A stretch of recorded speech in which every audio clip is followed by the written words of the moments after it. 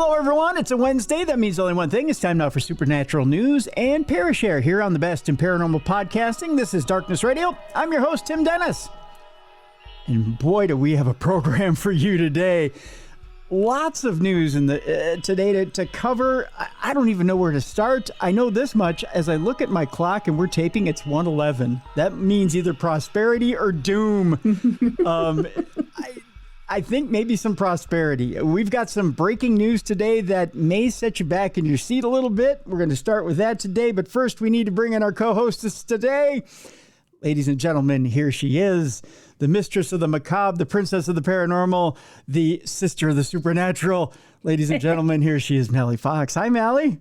Hello. Boy, it's going to be one of those days. Yeah. Yes, it will. Yeah. Yes, it will be. I filled you in a little Can bit. I just tell you real quick? Yeah. How did I get whammaling and ding donged? Okay. So what is this now? We gotta open with this. I know, super quick. I'm doom. I was so pissed. I'm doom scrolling as I'm celebrating my team finally winning a game, and I see Whamageddon on your status. What's going on? I know. It wasn't even that someone I knew. I was just minding on my own business looking at houses. Yeah. Because I love looking at old houses. Yeah. And this person who I don't even know had the freaking song Last Christmas playing in the background. Oh, no. Because all of a sudden I was like, and I went, oh, yes. I was pissed. Let's see. Pissed. I didn't even get that far into the month. I'm so sorry, my friend. Well, now you can enjoy the song as much as you want. I know. You got Whamageddon. I know. I was bummed, though. I thought I was going to get further along. But I was laughing at some people's comments. Like, I forget who it was, but someone commented that their own child, their own daughter, did it to them. Oh, no. Really? Yeah. I think I shared. Because they wanted to listen to Christmas music. I shared with you and Jess that listener of ours, his wife got him with a video. She played the video like on the TV, like, and he was sitting there and he's like, "Oh, come on." When you're done in by your own family member. Right. And that's just bad, right? Yeah, but if you're playing along at home, we appreciate it. Again, Whamageddon, yes. The rules are simple. You have until midnight on the 24th to try and stay away from Wham's version. Now it's Wham's version of Last Christmas. If you can do so until midnight of the 24th, again, you're free and clear. But if you hear the strains and you recognize it, again, you have to go on your social media, #Whamageddon, and just admit. Again, it's Scout's honor. You just have to admit that you've been caught. So. Just stay off of Instagram. That's where I got it. Yeah. You well, you do what you do, but I only stay off of old houses on Instagram. Right. I just quickly go on and post the promo for the day, and then I'm off. So. Yeah. I do what I can to try to insulate myself. There's nobody, nobody who's posting anything about the NFL is talking about Last Christmas. So, right. Well, you're lucky there. Yeah. So that or wrestling. Nobody's humming along to Wham and talking about anything about the WWE or AEW. So I think I'm pretty safe so far. Although if someone's posting about AEW and humming along to Wham, I'm done. Yep. So, yeah. But they're like, "Hey, Kenny Omega, check this out. It's Wham's video." And then I'm done. But, But for now, I'm okay. You're safe. Now, the other rule... Don't go to the mall. Don't go to the mall. You're be screwed there. Again, I'm an online shopper. Yeah. Again, folks, the other part of Whamageddon, don't be a dick. You can't send the video to people. You can't send the video or the song to people. Again, it has to happen naturally in the wild. So you have to happen upon it on a Spotify playlist. It has to happen in the wild. So that's stay off elevators. That's right. Yep. Grocery stores. Yeah. Grocery stores, malls. Yep. Elevators. Yep. Antique stores. Yep. That's the thing. I do go grocery shopping once a week. Yep. Kind of Fridays are going to be the worst. Yeah. Just wear earphones. Right. Headphones, and then listen to my own albums. Right. Yep. Yeah. Timmy D sings the polka hits of Weird Al, not Weird Al, Frankie Yankovic. Yeah. It's my own rock hits done to it's rock hits of polka covers that I did. It's an old album from the 90s. So, and they're horrible. And I'll never release it. It's just an album I made for me. What was the other thing I was going to mention? There's one other thing I was going to mention here today before we got started too. I had it in my head and I lost it now. Oh, I'm sorry. No, it's okay. I know I distracted you. No. The Whamageddon thing, that was good. That needed to be mentioned. There was one other thing too here before we got started. Was it regarding holidays? No. Do you have a story about the Jason Hawes thing? Was it about that? No. Oh, what about the Jason Hawes thing? About the lady's sister saying about the power of attorney with Jason Hawes? No, what is that? Please do. Well, I kind of brushed over it. Like she's now, I don't know if she is taking him to court, but something about her sister was not in the right state of mind, giving Jason Hawes the power of attorney to turn over the house to him. It's on Facebook. What? Really? Are you talking about? You'll have to look it up because I just glanced over because I figured you'd probably be talking about it. Does this have to? Oh, no. And then he came up with a story. I can't remember, but saying basically she's wrong. So, but yeah, the sister is now involved of the lady of Andrea Perron. No, not of Andrea, of the lady that owns the house. Oh, Jacqueline? Yeah. But her sister is now saying that she wasn't in the right state of mind because I guess she gave Jason power of attorney. I think I have it right here. The Conjuring Home fight sparks lawsuit against Ghost Hunters star Jason Hawes. Okay, well, let's get into this. Well, we'll do this first then, as we launch into supernatural news today, and then we'll get to our AI news because, boy, is it, or not AI news, interstellar news because, boy, is there some interesting alien news that we want to talk about today. The story that Mallie's talking about is that the Conjuring House saga has escalated. The homeowner's sister has filed a lawsuit against multiple people, including Sci-Fi's Ghost Hunters star Jason Hawes, alleging her sister, Jacqueline Nunez, is who Mallie's talking about, wasn't mentally competent when she handed over the rights to sell the famous home for at least $1.3 million. Elizabeth Greenhog,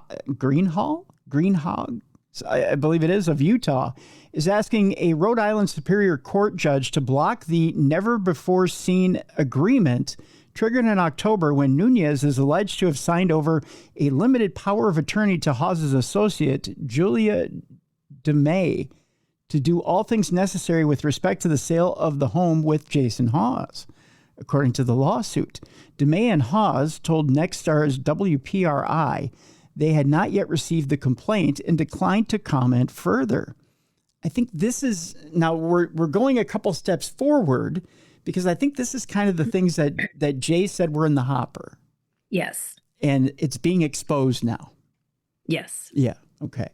The lawsuit reveals what's been happening behind the scenes at the 18th century farmhouse, which sparked international interest last year after Nunez fired an employee, claiming the spirit of the home's 18th century owner told her an employee was stealing. Since then, multiple famous people have been jockeying to buy the property, which Nunez had turned into a successful tourist attraction before losing her entertainment license a year ago. Hawes has been raising money through GoFundMe to purchase the home, an effort spurred by Andrea Perron, who requested on social media that he save the home. Now, the 2013 blockbuster The Conjuring was based on the Perron family's supernatural experience living in the farmhouse in the 1970s. A buying war erupted after Nunez stopped making payments on the loan that she used to buy the home for $1.5 million in 2022.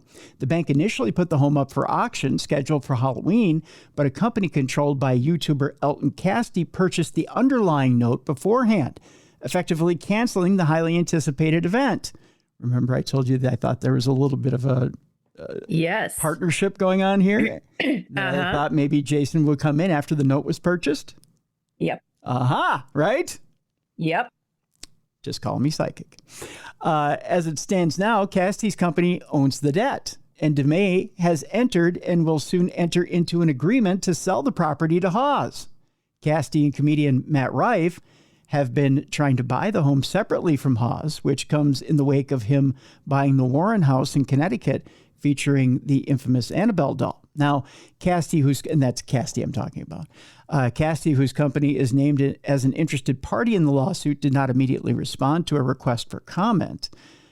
Now, to give you an idea why Casty has a claim to the home, and legally he does have a claim to the home, it's because he bought the note, and according to the laws of that state, once you buy the note, you do have a claim to the property, which I don't think a lot of people realize that.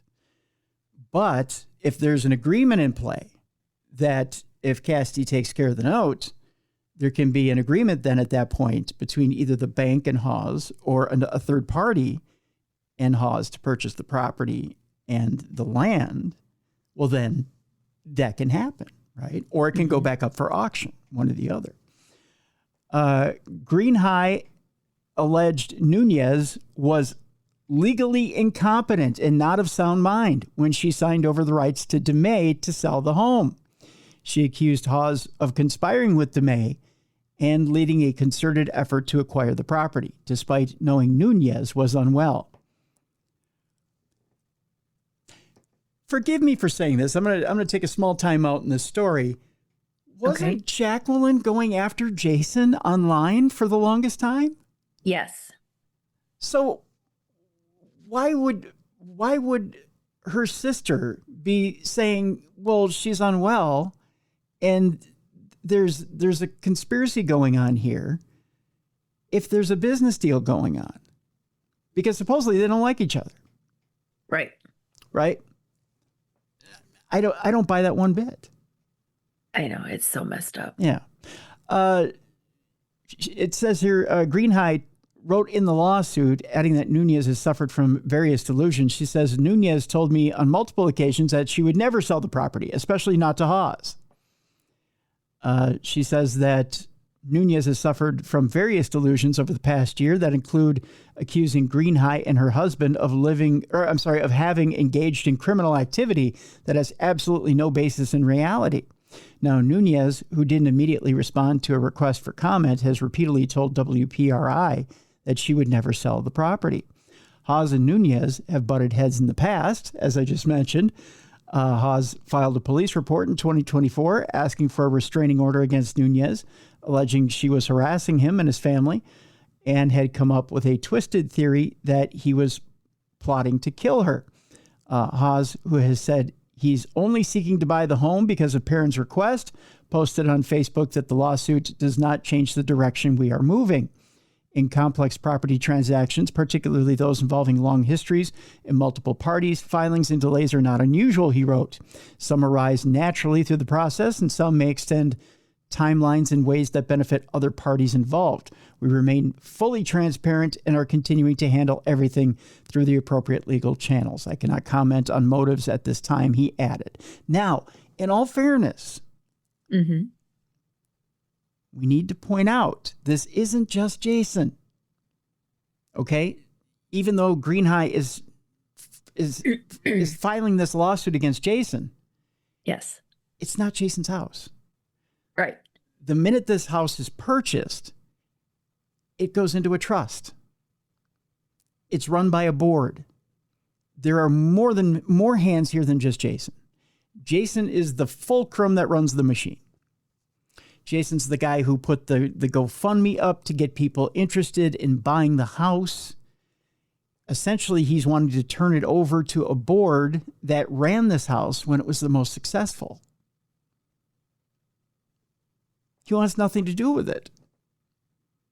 He's essentially the head of the machine that runs this thing. But he's backing away the minute it's purchased. So, again, you can sue Jason all day long if you want.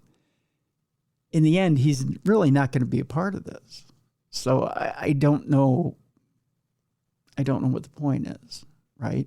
He's offered to put up matching funds, right? Mm-hmm. And still have a part of it, but it's an inactive part, much like being an investor. And what Elton Casty's part would be in this, again, and Elton Casty, it seems to me, has a conflicting part in this, because I think originally when he said he would come in and buy the note, he was only going to be one part of this, and that he was just going to clear the note and clear the way for this consortium to come in and buy the property. Mm-hmm. But now it seems like he's going back on that. Now he's saying he wants the house. Yeah, that's what it sounds like. That's not good business. Nope. More to come, right? Yeah. All right. Interesting. Thank you for bringing that up, Mel. No problem. I figured you saw it, so you were going to have it in your news. No, this was updated as of this morning. So, interesting. I guess the drama continues. I think that all came out without Jason knowing. So, I'm sorry. Well, no, Jason he responded. I didn't listen. I didn't watch his response. Okay. Well, I'm not saying it came. I didn't state that right. I think I'm not saying he didn't know. I'm saying he knew it all. But I think this all came out without him wanting people to know. Yes, yes, exactly. Because he's been kind of telling everyone, there's things working behind the scenes. Just be patient. I'll let you know. Right. And then all of a sudden, boom! Like she opens up. Yep.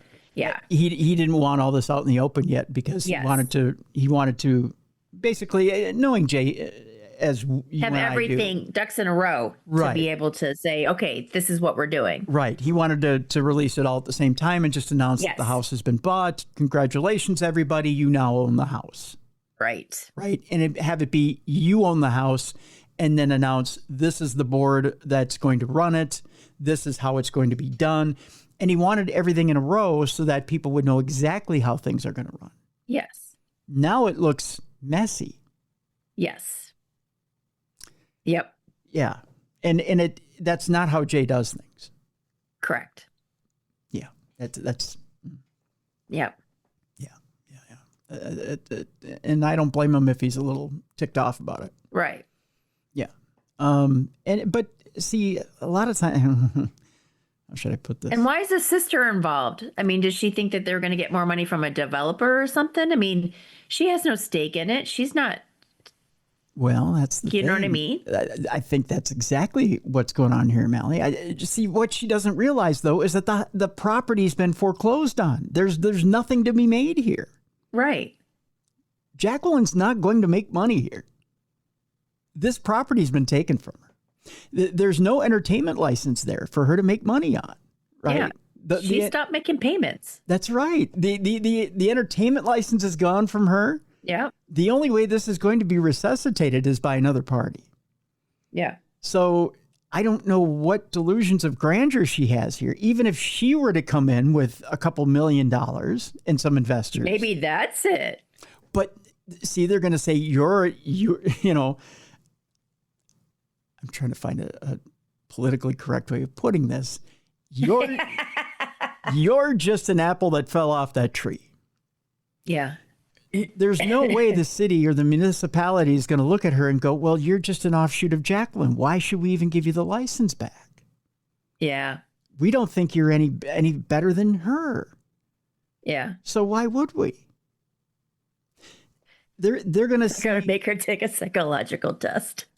Yes. Thank you. Thank you. Thank you for putting it that way. They're not going to deal with her. They're going to deal with somebody, one, either that has the prestige, or two, has the money. One or the other. Yes. Right? They're either going to, if it's a developer that comes in and is going to bulldoze the whole thing and open up a golf course, they'd take that. If it's someone who's going to bulldoze the entire thing, put up a data center, they'd take that. Or if it's someone who's going to come in with prestige, whether it be Elton Casty and Matt Rife, and is going to pump money into it and be stable and bring in tourism, or it's Jay Hawes and the paranormal community that's going to support it and be stable, then yes, they'll give the entertainment license back. Yeah. But it's not going back into Jacqueline Nunez's hands. That ship ain't sailing. It ain't floating. Right. Right. So I don't know what she thinks she's. I can't see any judge saying that has merit. That's getting thrown out. So it's a meritless suit. Mm-hmm. Now what? Unfortunately, I think for Andrea and for Jay and for everybody who's put money into that GoFundMe, I think now the thing you've got to worry about is now Elton has the note, and now maybe he's having second thoughts. Right. Because he does have legal claim to the property now. And how do you convince him to get back on board with the original plan? Yeah. That's the question. Yeah. Well, let's hope that everything comes back together the way it's supposed to come back together. Yes. Yeah, that's for sure. All right.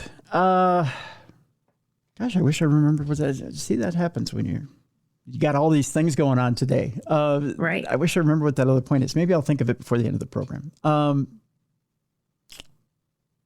We should just jump right into interstellar news because, by gosh, have we got stuff going on today, Mallie. If I were to say to you, the federal government, the president himself, might be bringing us Christmas in December, you might say, well, Tim, that makes sense. Christmas is in December. Maybe they may be wishing you a Merry Christmas to all ufologists out there and an early Christmas at that, Mallie, because disclosure may be on the way. Mm-hmm. Interesting story that's developed over the past 24 hours. And you may say, well, Tim, maybe you're reaching here, but interesting couple of things have happened over the last couple of days here, my friend. And I'm going to start with this story and build back. Okay. David Grusch was on Fox News a couple of days ago. And in there, boy, did he blow the doors open on something huge. He went on and said that President Trump had been fully briefed on alien hybrids living among humans, among other things, in his first term. He's known about it all along. Ta-da! What? But I think he's told people, though, that he's known, but he was told not to tell people. But he's never come out and said, oh, I know all about it. Oh, I thought he had, though. Oh, no, when? But his people told him not to. I don't think he's said it so much, but he's done some things that have made you wonder. Everybody kind of, I shouldn't say everybody, but his political opponents and pundits kind of giggled when he formed Space Force. And they're like, why would you do that? Right? It's kind of silly. What do we need to defend from space?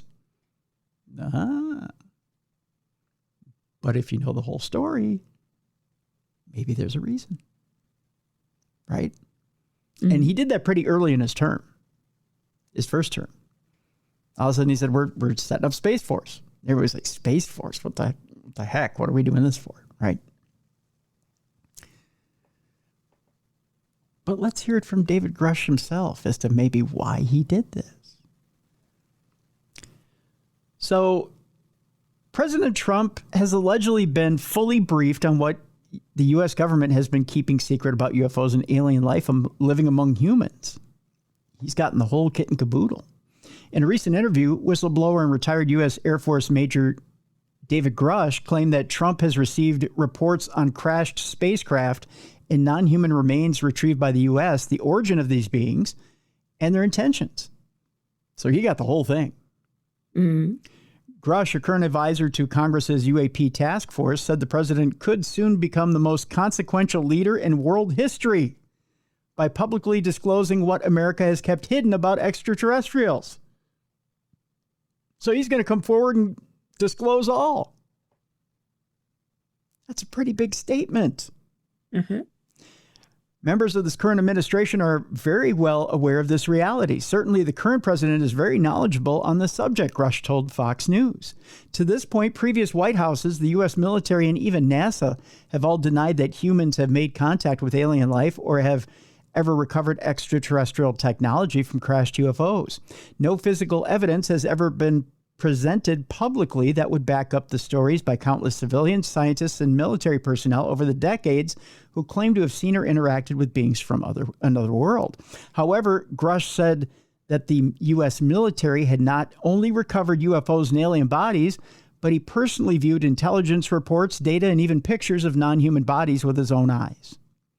The whistleblower also allegedly told members of Congress that Trump was even briefed during his first term about the existence of multiple alien races and how one species has even been crossbreeding with humans. So he knows it all. Mm-hmm. Ta-da! Grusch has even spent 14 years in the Air Force before working as an intelligence officer for the National Reconnaissance Office, or NRO, which builds and launches surveillance satellites for the Pentagon. From 2019 to 2021, he represented NRO on the UAP task force, but eventually became a whistleblower after allegedly learning that the elements of the U.S. government had prevented congressional oversight on matters related to extraterrestrials. In 2023, he testified before Congress, claiming that the secret government departments had been running UFO retrieval and reverse engineering programs for decades.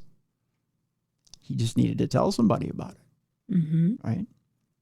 When asked if he would declassify the files about aliens on the Lex Fridman podcast in September 2024, then candidate Trump said, "Sure, I'll do that. I would do that. I'd love to do that. I have to do that." Well, now's as good a time as any, right? I agree. Missouri Congressman Eric Burleson previously echoed Grusch's statements, revealing the alleged existence of at least 4 alien species humans secretly know about. Burleson added that Grusch had briefed the president on the existence of a race known as the Nordics, which we're all familiar with, which are generally human in appearance with fair skin and blonde hair, who have created alien-human hybrids. There's a congressman talking about the Nordics now. Mm-hmm. He, Grusch, said that the Nordic aliens are like a few hundred years more advanced than we are, but they're not super advanced, Burleson said during an X-Space interview on June 27th. He says that there are aliens that are crossbreeds living in this world, the congressman added, noting that Grusch did not have an answer when asked how humans would be able to tell if someone was an alien-human hybrid. Now, Burleson, who appointed Grusch to the government's UAP committee, added that the Air Force veteran described another alien race called the Greys as beings thousands of years more advanced than humans. According to Grusch's reports, these aliens who were shorter with gray skin and large black eyes were responsible for sightings of craft that defied gravity and controlled technology using their minds. As for whether these aliens were peaceful or coming to Earth with hostile intentions, Grusch revealed last month that the U.S. has been seeing a mixed bag of activity with them. We can't quite understand the intent of some of the sentients or why they're visiting. Could it be because we have interesting genetic material on Earth? We're a Jurassic Park tourist attraction for them. It could be a myriad of reasons, he told Brett Baer of Fox News back on November 21st. The UAP advisor added that the U.S. was in a secret arms race with Russia and China, who have also captured and crashed alien spacecraft and have been working to reverse engineer that technology.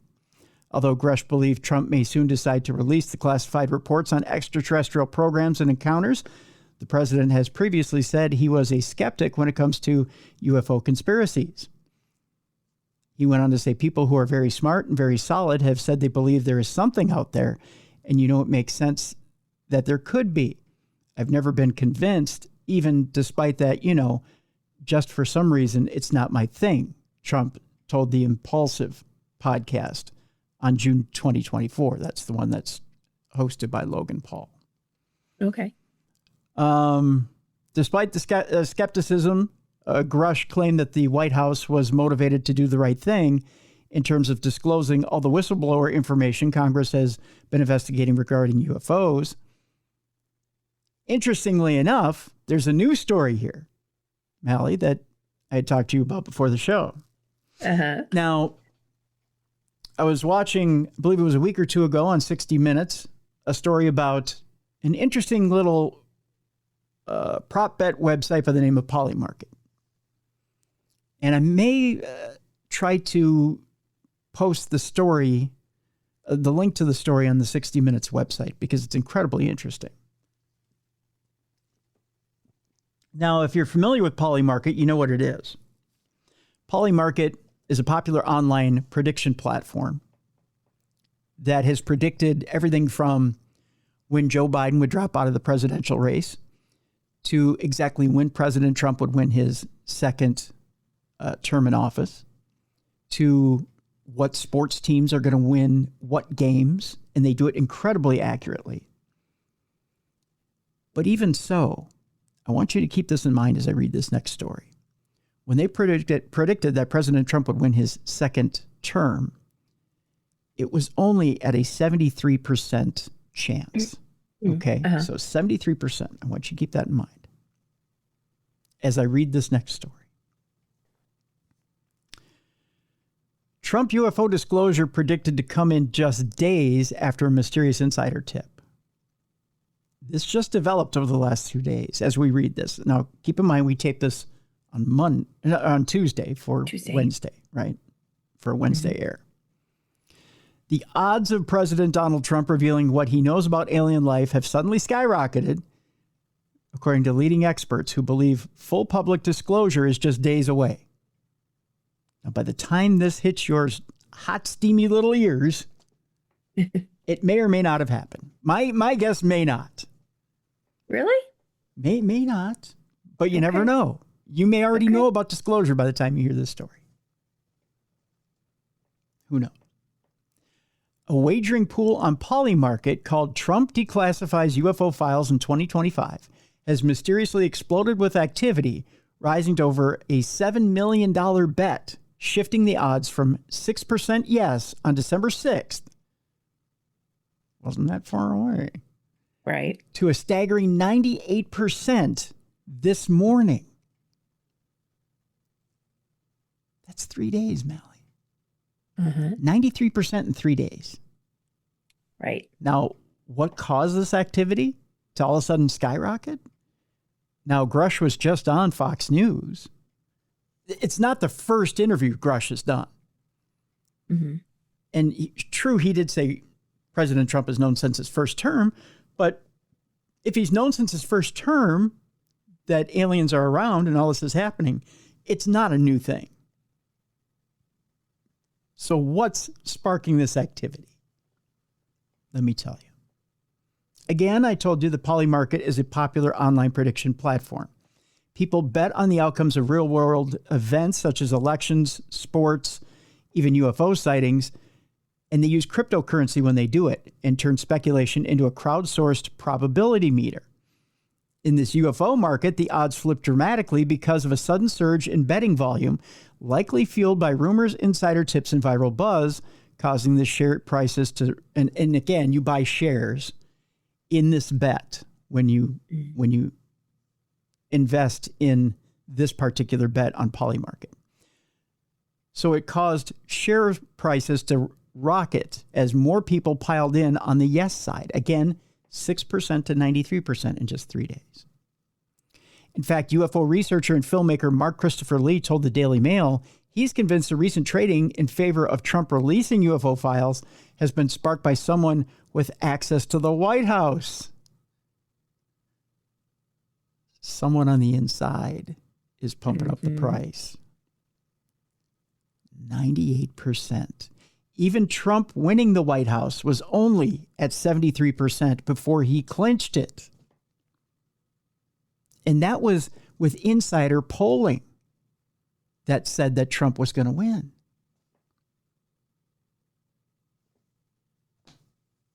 98% that this is going to be released. It's pretty high. Lee explained, I think someone on the inside close to Trump knows this and has been buying, hence the rise. Someone on the inside is trying to make some money. To this point, previous White Houses, the U.S. military, and even NASA have all denied that humans have encountered UFOs, recovered crashed spaceships, and made contact with alien life. While Trump has remained skeptical about the existence of UFOs, like we said, he has repeatedly promised to release whatever his administration has discovered to the public. Now, on Sunday, a string of aggressive purchases by a small group of traders triggered a surge of confidence that an announcement of UFOs was coming. Some Polymarket users betting on Trump's promise to disclose the information have bought over $20,000 worth of Yes shares in a single trade this week. It's a lot of money. Yes, it is. Right? The mysterious event that sent the Polymarket pool soaring after December 6th is yet to be identified. Since Monday at 6 p.m. Eastern Time, more than $5 million has poured into the UFO wagering pool, sending the total wager to over $7.3 million. Somebody knows something. Yep. My bet, and I was showing you the chart here, Mel, and I'm going to show the audience here if they're watching on video. It explodes on December 7th, and it explodes up to about 90%. Then it backs down to about 80%. And then it explodes back up to 90% and goes up to 98%, all within a day. You can't explain this. It's almost like, and again, I think we can all admit, it doesn't matter what side of the fence you're on, that President Trump has a way of saying, we're going to do it, and then going, well, I don't know, and then going, oh, we're going to do it, and then he sets his mind, and they do it. And when they do it in a hurry. Right. And it gets done. Do you think they do it in a hurry so that they don't change their mind or no one can stop them? That's right. So no one can stop him. Because he's that, when he sets his mind to something, he's that decisive.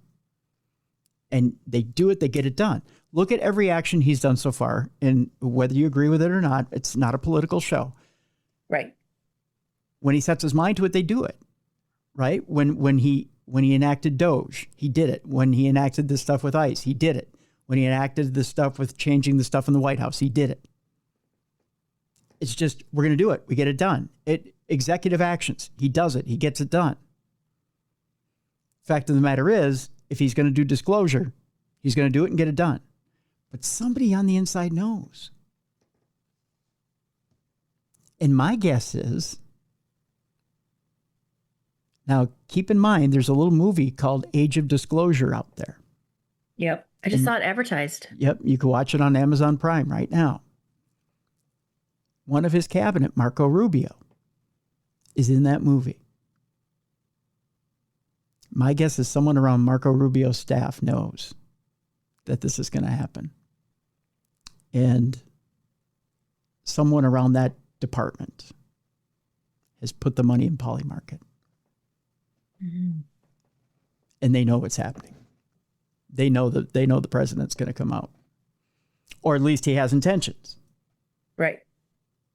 And it's almost a sure thing. If it's not a sure thing, it's almost a sure thing. Or they have plans to come out and say something before the holiday. Now, keep in mind, there's one other note in here to give you an idea, and this is just a measuring stick, okay? Polymarket gave keep in mind, the Epstein files are supposed to be released. There's been some red action going on of the Epstein files. They gave a number of, and there's a deadline date of December 19th for the Epstein files.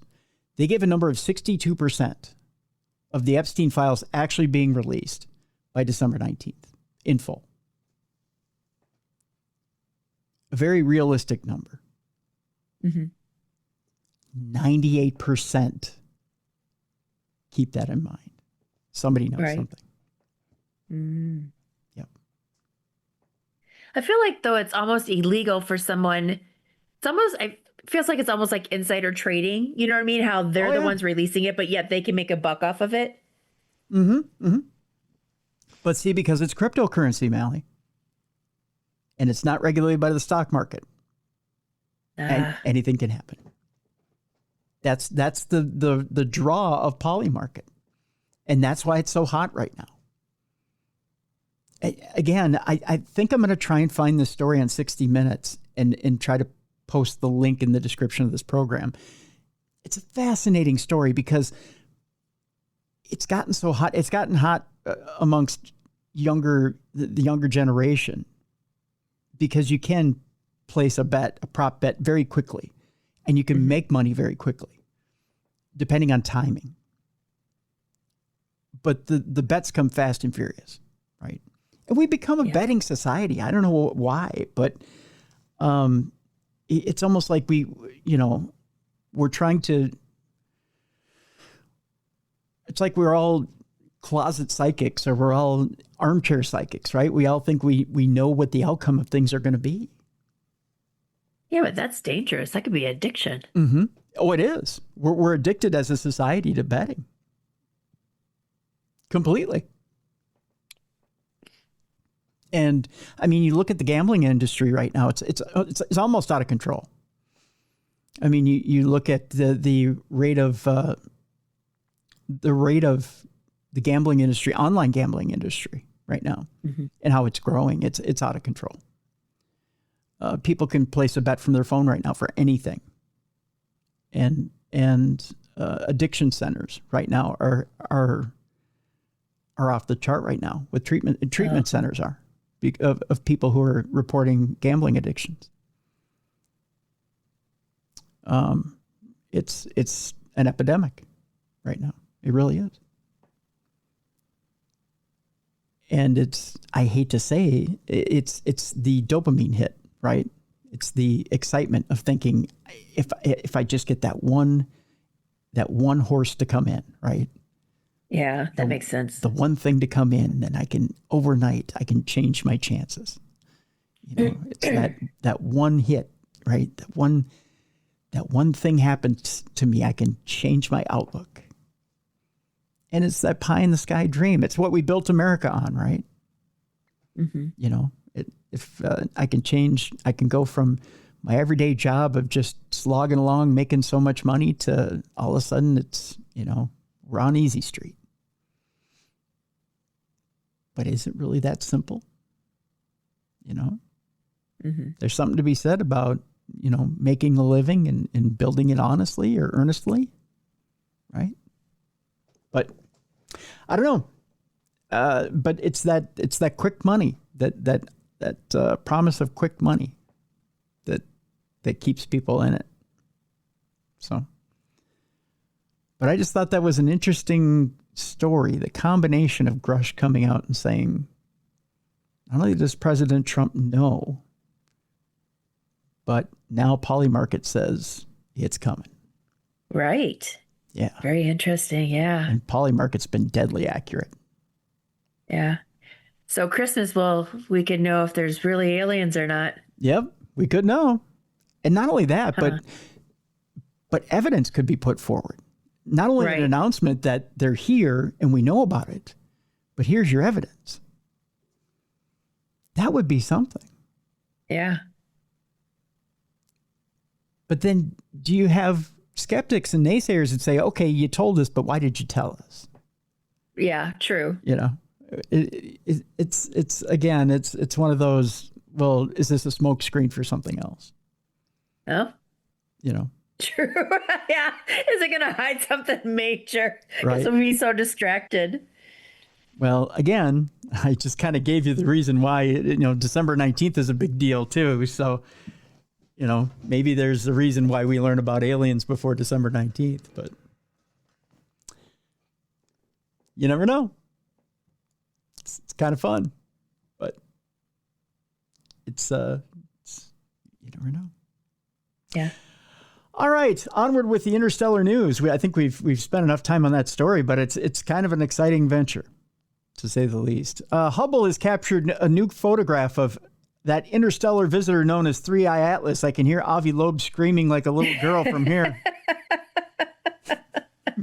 He's got to stay relevant somehow. Yeah. Oh, yeah. I'm sure he's over there going, look at the spaceship. The long-lived space telescope captured a beautiful, clear image of the object using its wide-field camera 3 instrument.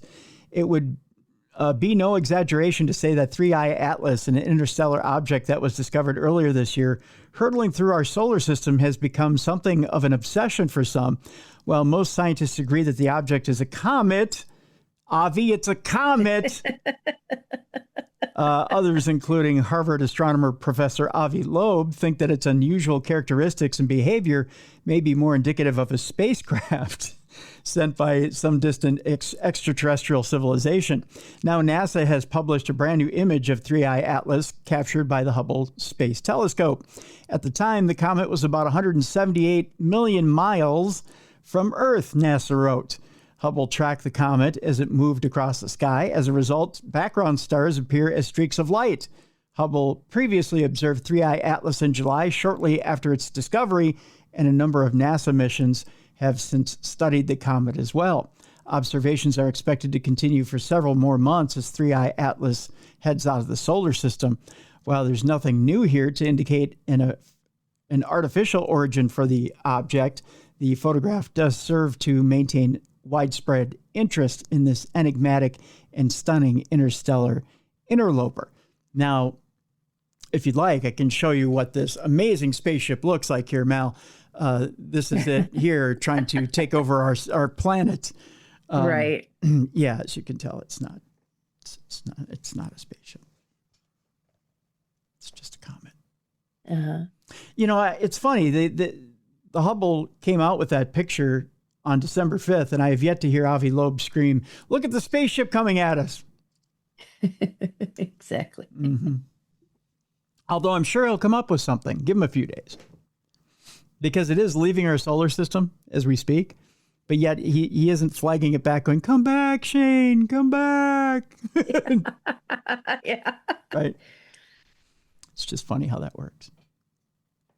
I wonder if he's going to eat, how much crow he's going to eat at the end of this deal. Yeah. You know? Yeah. It's kind of fun to think about. Our next story has to do with Mars. Protection from cosmic rays is essential for the first human on Mars. Otherwise, we could have a real-life Fantastic Four. Wouldn't that be fun? I always wondered it when I was a kid if that whole thing could really happen. Because, I was a big comic book fan, right? A big comic book geek. And supposedly it was cosmic rays that turned the Fantastic Four into who they were. So I always thought, hey, is that a real thing? Because if so, I kind of want to sign up for space travel. Which Fantastic Four member would you want to be, though? Definitely Mr. Fantastic. I want certain body parts to be able to stretch to a couple of feet long. Yeah. You never want to be Ben Grimm. You never want to be the Thing, right? You never want to turn into a rock. I felt bad for him. Yeah. And I mean, to be invisible, that'd be kind of cool too. But right. But you never want to burst into flame, and you never want to be the Rocky guy. Yeah. But Mr. Fantastic, that guy, he got the deal, right? Yeah. You know what I mean? Yeah. That's my boy right there. Yeah. Right? Like, are you happy to see me? Gee, I don't know. I'm touching you from across the room. What do you think? Yeah. Right? Yep. See, that's what I'm saying. In this particular story, they're worried about cosmic rays, of course. And they say traveling to Mars is difficult enough, but is the deadly radiation that could be the real deal breaker in this whole deal? There's a scientist by the name of Zahida Sultanova, who says the first step on the moon was one of humanity's most exciting accomplishments, and now scientists are planning return trips and dreaming of Mars and beyond. And next year, NASA's Artemis II mission will send 4 astronauts to fly around the moon and test the spacecraft before future landings. Unless, of course, you believe we're faking it all, then they're not going to do that at all. That's my little shot at people who think we fake the moon stuff. The following year, 2 astronauts are expected to explore the surface of the moon for a week as part of NASA's Artemis III mission. And finally, the trip to Mars is planned for the 2030s. But there's an invisible threat there standing in the way, and that's cosmic rays. But again, is it really? When we look at the night sky, we see stars and nearby planets, and if we're lucky enough to live somewhere without light pollution, we might catch meteors sliding across the sky. But cosmic rays, consisting of protons, helium nuclei, heavy ions, and electrons, remain hidden. They stream in from exploding stars, galactic cosmic rays. Cosmic rays, man, I'm telling you, there's got to be something in there for me. I'm dreaming about it right now. Yeah, I was going to say, a man can dream. Right.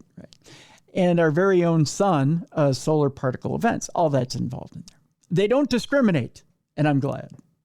I just got a little thumbs up for that. These particles carry so much energy and move so fast that they can knock electrons off atoms and disrupt molecular structures of any material. That way, they can damage everything in their path, machines and humans alike. The Earth's magnetic field and atmosphere shield us from most of this danger, but outside Earth's protection, space travelers will be routinely exposed. In deep space, cosmic rays can break DNA strands, disrupt proteins, and damage other cellular components, increasing the risk of serious diseases such as cancer. Now, we don't want that. But again, if you can make me stretch. Stretching good, cancer no. Yeah, cancer bad, stretching awesome. Ideally, scientists would study these effects by sending tissues, organoids, artificially made organ-like structures, or lab animals such as mice directly into space. That does happen, but it's expensive and difficult. A more practical approach is to simulate cosmic radiation on Earth using particle accelerators. Cosmic ray simulators in the U.S. and Germany expose tissues, plants, and animals to different components of cosmic rays in sequence. A new international accelerator facility is being built in Germany. Boy, that sounds like trouble to me, which will reach even higher energies, matching levels found in space that have never been tested on living organisms. Does that seem like trouble to you? Maybe just a tiny. It's kind of like the CERN accelerator at one time seemed like trouble to me, like we're going to open up a black hole in the middle of the Earth. Yeah. Type deal, yeah. But these simulations aren't fully realistic, it says here. Many experiments deliver the entire mission dose in a single treatment. This is like using a tsunami to study the effects of rain, which is understandable. In real space, cosmic rays arrive in a mixture of high-energy particles hitting simultaneously and not one type at a time. According to the scientists, their colleagues have studied and suggested building a multi-branch accelerator that could fire several tunable particle beams at once, recreating the mixed radiation of deep space under controlled laboratory conditions. For now, though, this kind of facility exists only as a proposal. But they're suggesting testing before actually going out into space and actually getting it alone. Or, I'm sorry, getting it all at once, getting up there and then finding out the effects. Mm-hmm. There's another strategy which focuses on supporting organisms' own stress responses. They're talking about starvation and heat, driving organisms to evolve cellular defenses that protect DNA and other cellular components. They're talking about things like diet and drugs, offering additional protections in space to cosmic rays. Physical shields alone, they say, won't be enough. There's biological strategies to help protect from cosmic rays as well. They say the ultimate goal in the journey beyond Earth's protective bubble, without the constant threat of invisible high-energy particles damaging our bodies and the spacecraft, is to figure out before we get out there what we can do to protect ourselves as much as possible, because after all, we don't have the Earth to protect us. So kind of an interesting little deal. After all, life isn't the Fantastic Four. Although I wish it were. Right. Mm-hmm. I would like to be Mr. Fantastic. I guess that's what I take out of the story. Yeah. Our next story, scientists detect lightning in the atmosphere of Mars for the first time. Did I read this story last week? Yes. Okay, we'll skip that one. We'll do that. We don't have to do that one. Our next story has to do with a major fire damaging a building at the site of Roswell's infamous Hangar 84. Oh, that's not good. Yeah, the facility, which remains heavily connected to the Roswell UFO incident, has been damaged in a major fire. Maybe they're trying to get rid of the evidence of the aliens before Trump tells us about it. Exactly. They didn't do a very good job, though, of hiding it. Let's do a major fire. That won't draw any attention whatsoever. I got an idea. Whoosh. They don't exist anymore. Exactly. It was wiring. Bad wiring. Yeah, bad wiring. Exactly. Firefighters rushed to the scene last week when the Roswell Air Center, home to the infamous Hangar 84, where the U.S. military was said to have once stored debris and alien bodies retrieved from the legendary UFO crash in 1947, went up in flames. The alarm was raised at around 7:55 p.m. on Thursday evening, prompting concerns about possible explosions due to the nearby storage of hazardous materials and oxygen bottles. Fortunately, nobody was injured, but the cause of the fire remains unclear. Whoosh. Arson. The blaze has since sparked conspiracy theories, suggesting that someone had been trying to destroy evidence connected to the infamous 1947 Roswell UFO incident. See, I'm not crazy, Mallie. Told you. While the Roswell Air Center itself didn't exist at the time, Hangar 84, which is where the debris and bodies were said to have been stored, remains part of the facility to this day. The likelihood of anything significant still being kept there now, however, remains very low. The original incident began in 1947 when William Brazel, a foreman working on the Foster homestead, discovered a quantity of strange debris spread out approximately 30 miles north of Roswell. He returned with his family to gather some of it up, but after hearing reports of flying discs, he decided to mention it to Sheriff George Wilcox. Wilcox then spoke to RAAF Major Jesse Marcel, who alongside Captain Sheridan Cavett came to examine the debris for himself. After collecting some of the material, Marcel took it to Colonel William Blanchard, who in turn reported the incident to General Roger Ramey at Fort Worth. In an official announcement on July 8th, Public Information Officer William Haught declared that a flying disc had been found in the area. By the time the story had been broadcast on Roswell radio station KSWS, the news had reached the Associated Press and word had begun to spread fast. And the rest, as they say, is history. And then some Yahoo decided to try and burn it up last week. Yep. Because that's kind of how things happen. Mm-hmm. Another unusual story here, Mallie. An Area 51 scientist's staggering deathbed claim that he had worked with aliens for years. All this stuff is kind of flooding out this week. Yeah. Yeah. Right? It's like setting us up. Right. See, I'm telling you. Mm-hmm. Boyd Bushman, a respected scientist who worked at Area 51 for Lockheed Martin, made a staggering deathbed claim that he had worked with aliens his entire life and even had photos to prove it. Mm-hmm. All this stuff is coming out. One esteemed Area 51 person sent shockwaves around the world when he disclosed on his deathbed that he had collaborated with extraterrestrials throughout his career. Boyd B. Bushman was born in 1936 in Arizona, passed away at age 78 in 2014. His family encouraged him to follow a scientific path, and he earned a Bachelor of Science degree from Brigham Young University, specializing in math and physics. Climbing the ranks to become a senior scientist and engineer for notorious defense firm Lockheed Martin, Boyd ultimately landed himself a role at Area 51, according to the BBC. During his 4-decade stint, he also served with... I love ads, by the way. He also served with Hughes Aircraft, General Dynamics, and Texas Instruments, according to the Express. Oh, Speak and Spell. Yeah, Speak and Spell, Texas Instruments, right? Yep. He contributed to developing the Stinger missile and the F-16 fighter jet.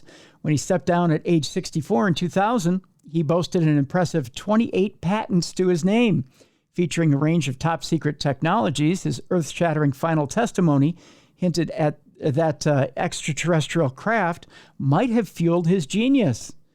A bombshell video recording captured Bushman disclosing that he had come face-to-face with aliens at Area 51 during his government service.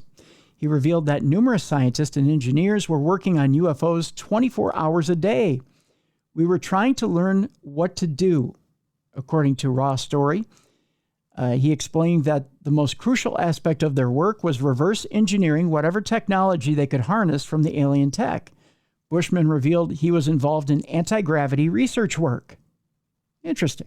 He added, since I'm a scientist, I do not believe in theory. I say follow the data. If something cannot be verified by a physical test that something is true, then I do not care to accept it. Therefore, everything I present here will be data that comes directly from Area 51 to you. A great deal of information should be lifted up from those dark recesses of Area 51 and moved over so people can see it. He claimed extraterrestrials fell into two distinct categories. One faction behaving like wranglers, while the other group acted like rustlers, the ones who are stealers of cattle. He explained the two groups act differently. The ones that are wranglers were much more friendly and have a better relationship with us.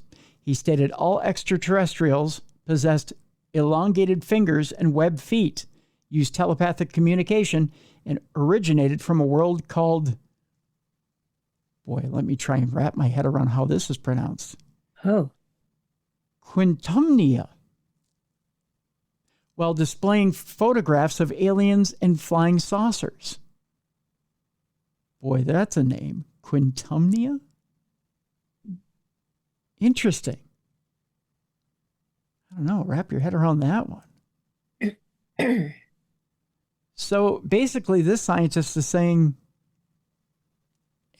we got it all from aliens, including our fighter jets.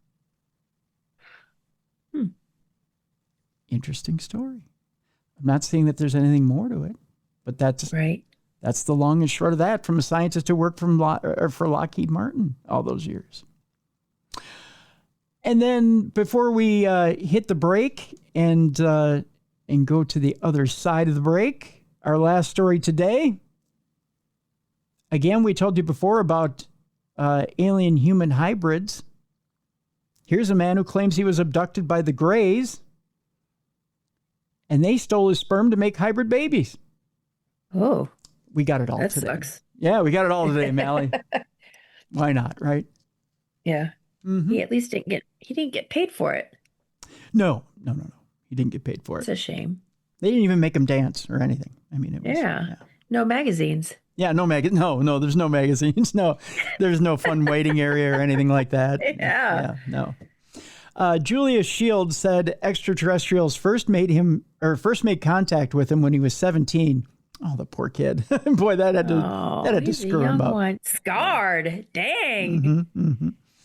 They made contact with him when he was 17 after he spotted glowing orbs floating outside his home.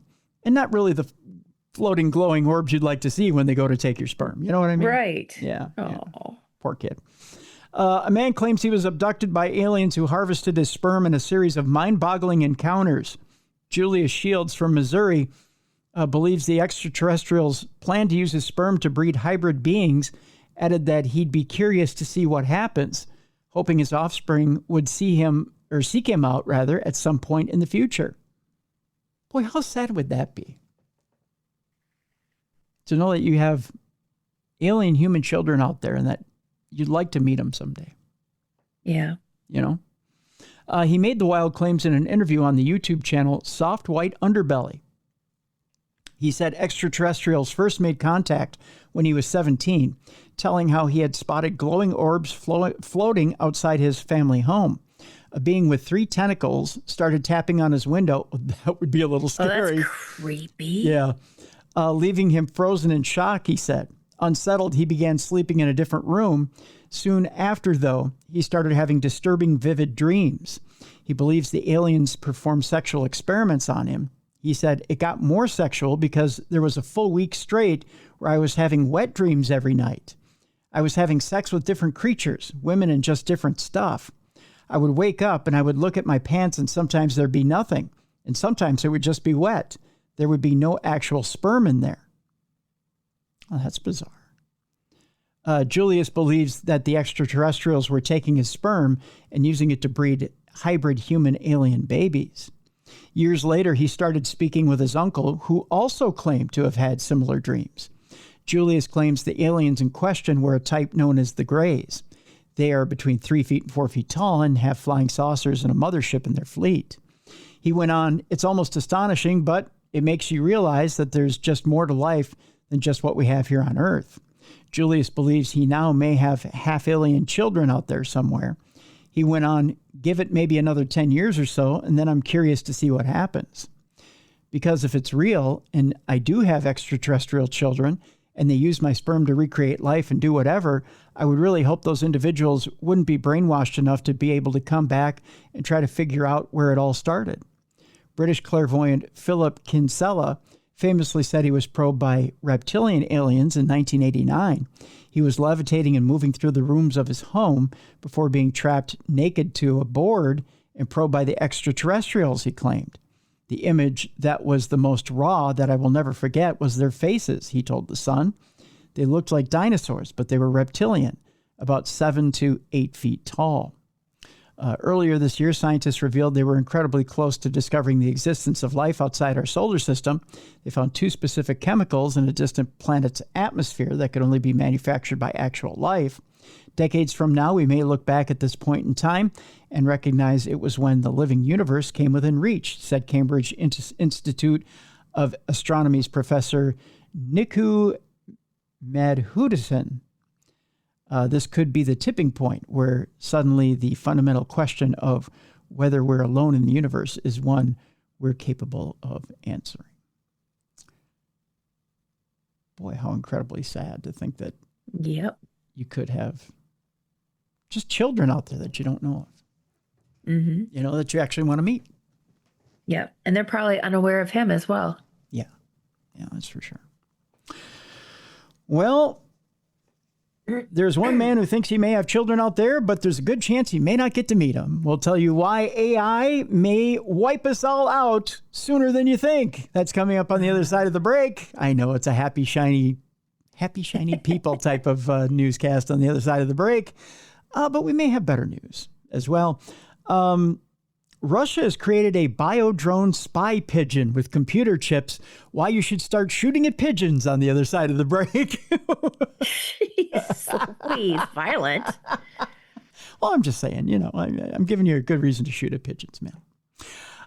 A psychic has predicted the date that humanity will end, and it's worryingly soon. Oh. Okay, so it's a little grim on the other side. But I promise I'll lighten it up, Mallie. Okay. My Bigfoot Life follows a UK teen's mission to find the elusive ape beast. We'll tell you about that program when we come back. See, I told you, it'll lighten up a little bit after shooting pigeons and AI and all that other stuff. There's an acoustic levitation breakthrough. We'll tell you how the stones at Stonehenge may have been moved. That's an interesting story that's coming up. And scientists believe they may have recreated it. Interesting story coming up on the other side. So it's not light as a feather, stiff as a board kind of thing? No.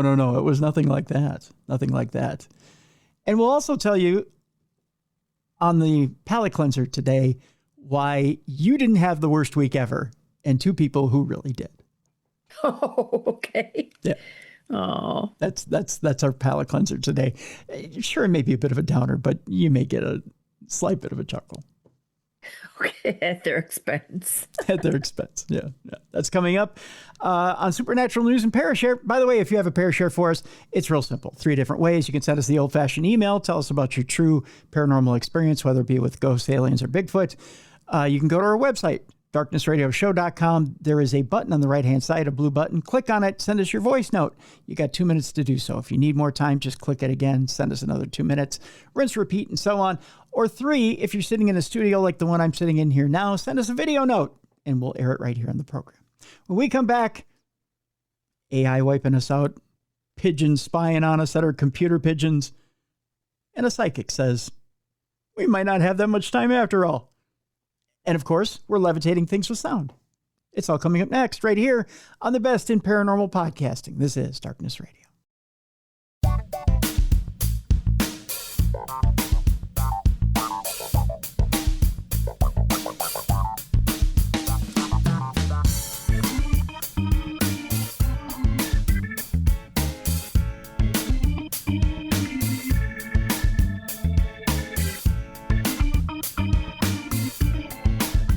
Welcome back to the best in paranormal podcasting. This is Darkness Radio on a Wednesday. Supernatural news and Parashare with your friends Tim and Mallie.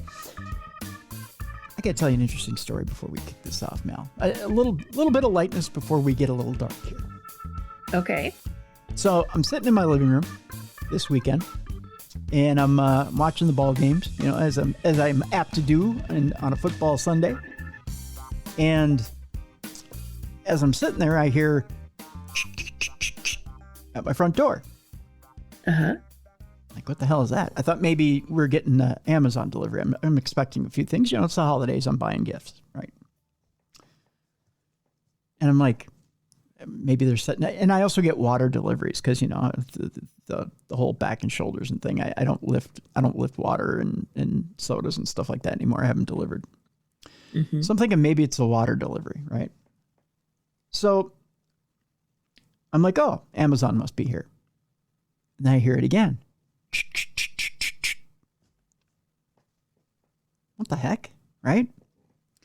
Well, chippers are in torpor. They're sleeping. Can't be a chipmunk, because every once in a while a chipper might come to the door, be like, hey, fat ass, get up and feed me. That'll happen on occasion, right? So I know it's not a chipper, right? So I'm like, who's at the door, right? It's got to be a UPS guy, right? And they're just loading up boxes or something. So I get up, I go to the door, and who do I see? It's Arnold, the squirrel, and he's rooting through a dish looking for seeds. He's eaten every single seed in the dish, and he was going up to the door and going. He was knocking on the door like, hey, fat ass, get out here and feed me. Although he's kind of a fat ass himself. Right. So, and Arnold talks more like this, hey, fat ass, get out there and feed me. Because, he's kind of big himself. But right. Yeah. So well, let's put it this way. He wasn't too happy. That was basically the moral of the story. He wasn't happy at all. Oh. Yeah. Poor guy. And it was freezing out there. It was snowing. Yeah. So I went out there and I gave him a dish full of seeds. Yeah. Yeah. I can't stand to see him freezing and hungry. That's just me. So there was a happy ending after all. Uh-huh. Yeah. Well, I found out that my husband doesn't believe me when I tell him weird things go on in my house. Well, he kind of believes me, but doesn't really. Yeah. Because the other night, I got a text at 2:00 in the morning where he was like, are you up? And I'm like, huh? Because he heard things moving around in our kitchen. Yeah. Like footsteps and like stuff rustling around. And he kind of leaned back because I guess he was still up watching a movie. And he leaned back as he's hearing things and he's not seeing anything. And it kind of freaked him out. Really? And I was upstairs already asleep. And so I got the text, are you up? So my firefighter husband was a little bit freaked out. Uh-oh. I know, and I was like, well, why didn't you come and get me? And he's like, well, so I'm like, so you basically are telling me you don't believe me when things happen. And he's like, well, no, I kind of believe you, but Oh, now he believes you. Yeah. Well, that's when he gets out the holy water and the salt and the rosary. Yeah, exactly. See? But yeah, instead of just coming to get me, he doesn't want to walk past the kitchen to go up the stairs. He just texts. Like the phone's going to wake me up. Because he wants me to come downstairs. Nah, he's going to learn. Oh, well. Yep. Oh, I suppose I should read this story, shouldn't I? Mm-hmm. Yeah. Tech expert says 99.9% chance AI robots will wipe out humanity within 100 years. In a chilling warning. We won't be here, but yeah, that's true. But Arnold will be here looking for seeds. Yeah. Good luck with that, Arnold. Yeah. Try and get it from AI. Yeah, exactly. They don't have ears to answer the door. Mm-hmm. They'll just look at you and go, zzz, zzz, zzz, and then, Yeah. As I imagine. There's no need to grow seeds because humans will be wiped out. So that's right. Yeah. So good luck, Arnold, trying to get your seeds from AI. Mm-hmm. Yeah. Leading artificial intelligence researcher Roman Yampolsky has issued a terrifying prediction that AI will cause human extinction within the next century, although some experts disagree. There you go. AI expert Roman Yampolsky has issued a stark warning that the rise of artificial intelligence could spell doom for humanity. The computer expert has specialized in AI safety and cybersecurity at the University of Louisville. No. Louisville. It's not. Are you having a stroke right now, Mallie? Do I need to call somebody? No, my grandparents were from Louisville. They're not from they're from Louisville. Who is the king who founded the town? It was King I know. Louis, right? It wasn't King Louis. You totally look like you're stroking. King Louis. It wasn't King Louis. It was King Louis. In fact, I've noticed this more now. More newscasters are going back to calling it Louisville. Yes. And there are other cities called Louisville, and they pronounce it Louisville. Mm-hmm. But so it's time for y'all to get on board. Call it Louisville. It's again because they're lazy.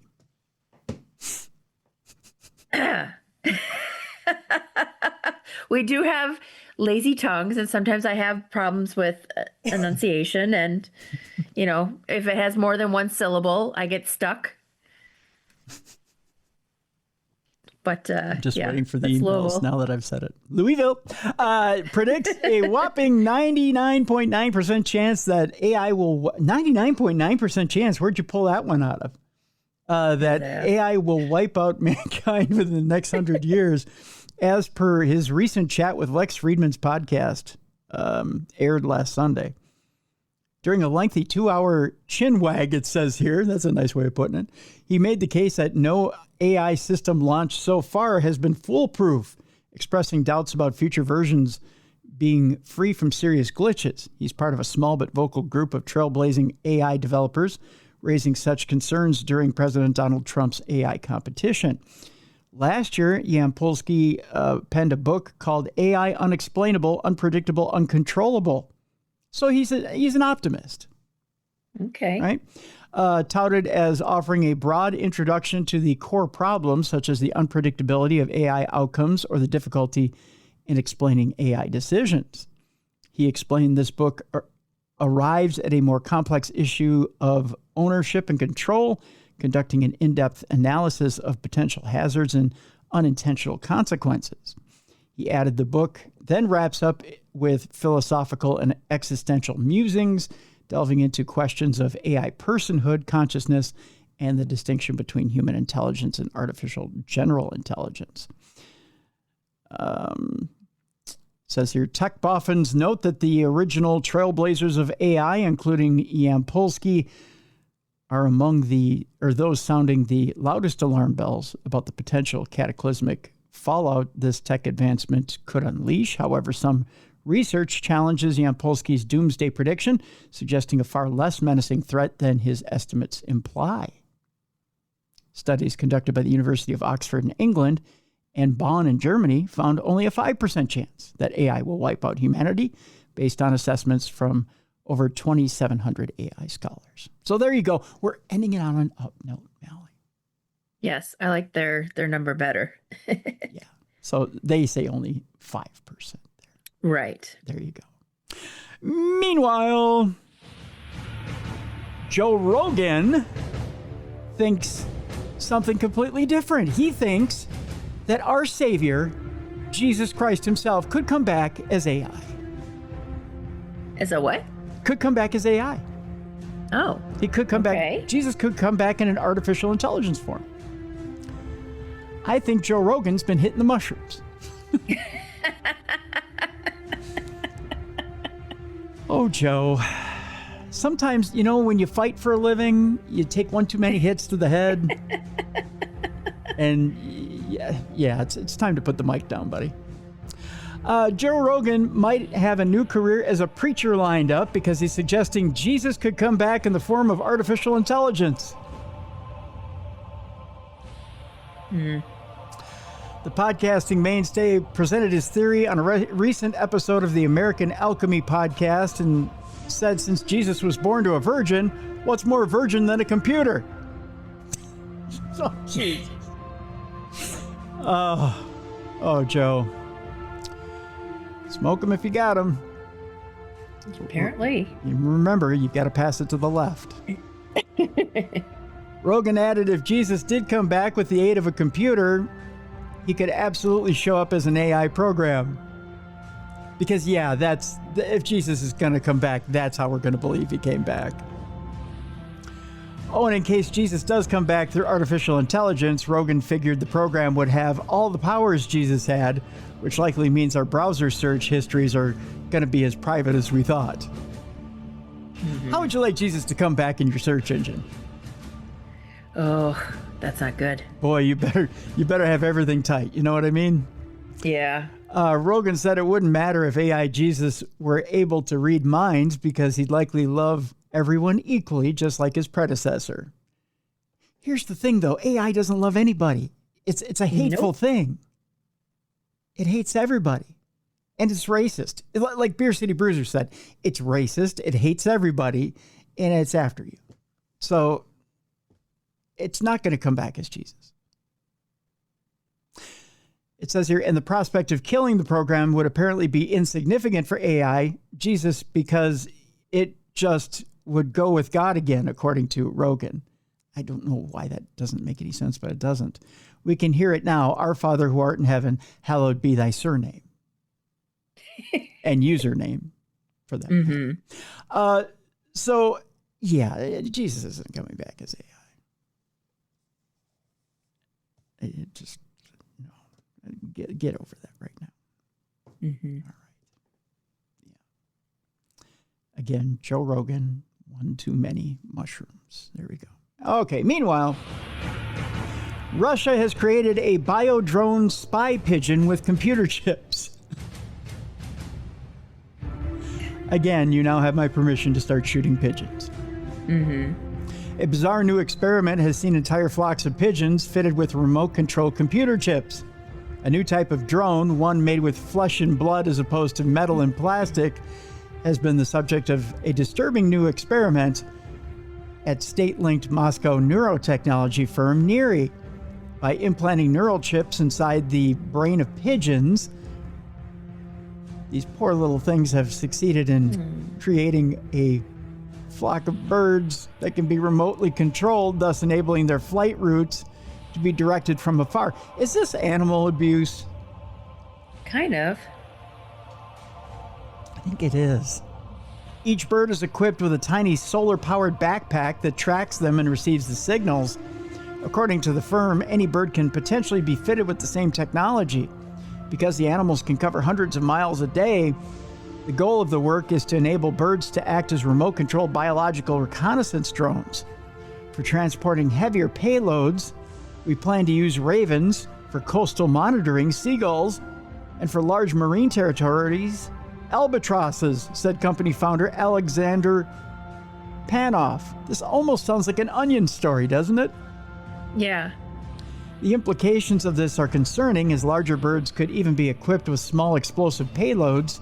Oh my God, this is an Onion story. And potentially used to fly into and blow up enemy targets on the battlefield. That is animal abuse.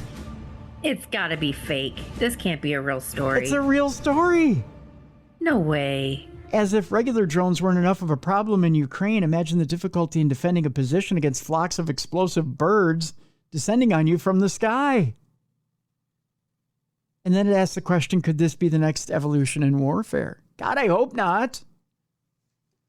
Poor birdies. That'd be horrible. Yeah. Jeez. This one isn't an AI story, but we'll transition into the next story. It's technically an AI story, but I won't play the theme. I start to get PTSD if I play the theme too much. Okay. An underwater drone swarm will aid in a new hunt for the missing flight MH370. A new high-risk endeavor will seek to use drones to scour the sea for signs of the missing aircraft, which, believe it or not, Mallie, has been missing now for 11 years. It's been 11 years. It does not seem like it's been 11 years. Yeah, it's been 11 years. Oh, my gosh. Yeah. Exactly what happened to Malaysia Airlines Flight 370 after it took off from Kuala Lumpur International Airport on March 8th of 2014 still remains one of the most enduring mysteries in aviation history. The plane was heading to Beijing Capital International Airport in China, but after a series of unexplained direction changes and the seemingly deliberate disabling of its transponder, the aircraft, along with its passengers and crew, disappeared without a trace, never to be seen again. What followed was one of the most extensive search and rescue operations the world has ever seen, with teams from multiple countries scouring vast areas of open ocean for any sign of the plane's wreckage. It soon could become clear, however, that the mystery of what happened to MH370 would not be easily solved. Now, over 11 years on from the plane's disappearance, Texas-based firm Ocean Infinity has announced that it will be sending swarms of underwater drones into the southern Indian Ocean in a renewed attempt to solve the mystery once and for all. The operation is particularly high risk for the firm because it's operating on a no-find, no-fee basis. So it's not getting paid if they don't find it. Okay. Boy, that's a risk. Mm-hmm. If the search succeeds, the company will receive $70 million. Whoa. Yeah, that's a payoff. The precise search zone is being kept secret for now, but it was reportedly calculated using a combination of satellite data and ocean current simulations.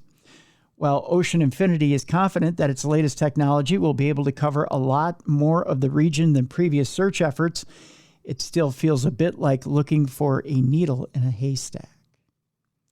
$70 million, Mallie. That's a lot of money. Yeah, it is. I wonder how accurate these drones really are. All right, we're going to talk about the psychic world now, and a psychic that is predicting the date that humanity will end. And believe it or not, it's worryingly soon.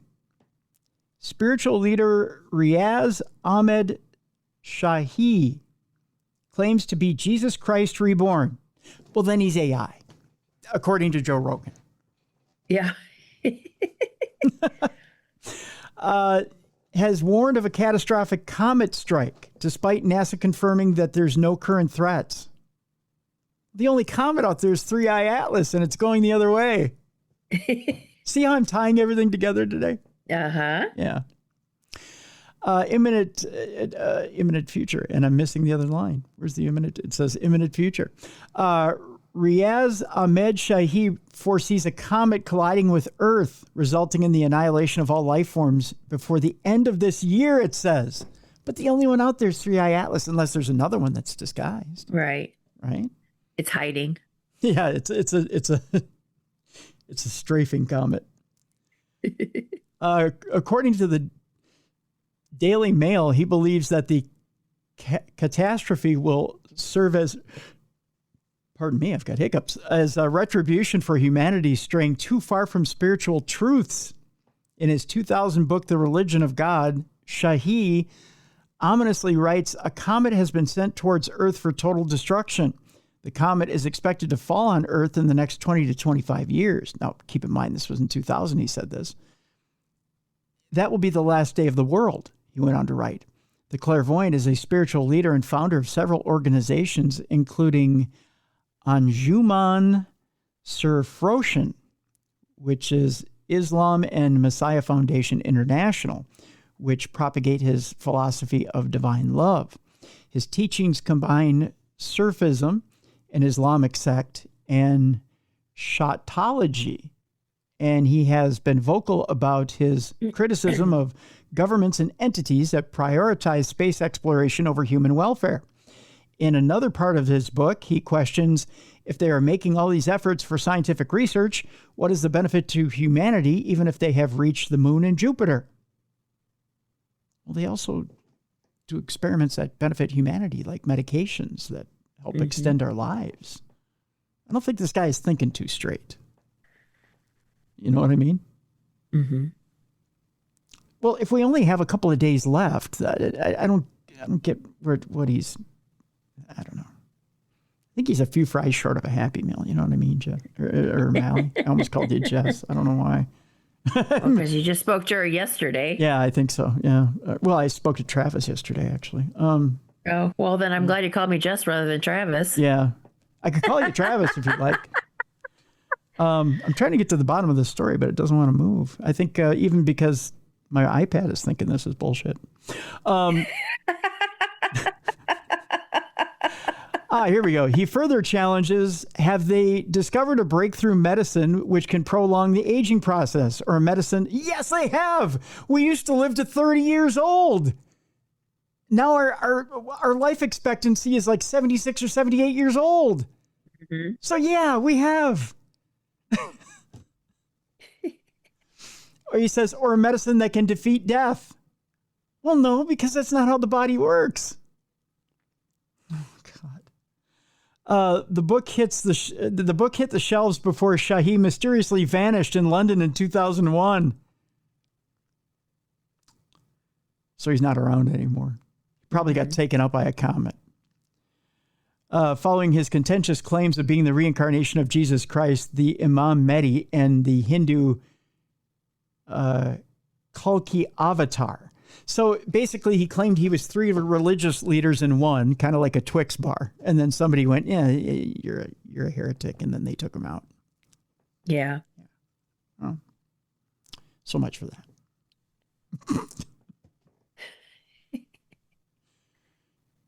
All right. Our next story here, Mallie, is kind of a disturbing one. I mean, I'm sure you've gotten mad at your parents at one time or another. Forgive me, Mr. and Mrs. Fox. But this man was arrested for accusing his parents of witchcraft. Now, I'm sure when you were little, you thought, I wish I could get my parents in trouble for something, right? I don't remember doing that, but I remember being mad at them. Yeah. I think I might have done that at one time or another, but I never did, right? Mm-hmm. Well, this story takes place, I believe, overseas. A Plumtree man who allegedly insulted his parents after accusing them of bewitching him has been sent to prison. Oh, yeah, which is quite fun, I guess. I've never tried it, but I'm guessing it's kind of a little bit fun, at least until they arrest you. Panache Banda was remanded into custody on December 1st by Plumtree magistrate Joshua Nembaware. My guess is this takes place in an African nation. Prosecutors allege that on November 15th, Banda went to his father's home in Plumtree and found his parents at home. He started insulting them by accusing them of bewitching him using his blood. Oh, well, that's no fun. His parents filed a police report leading to his arrest. Wow. Boy, they're taking it seriously. Yeah.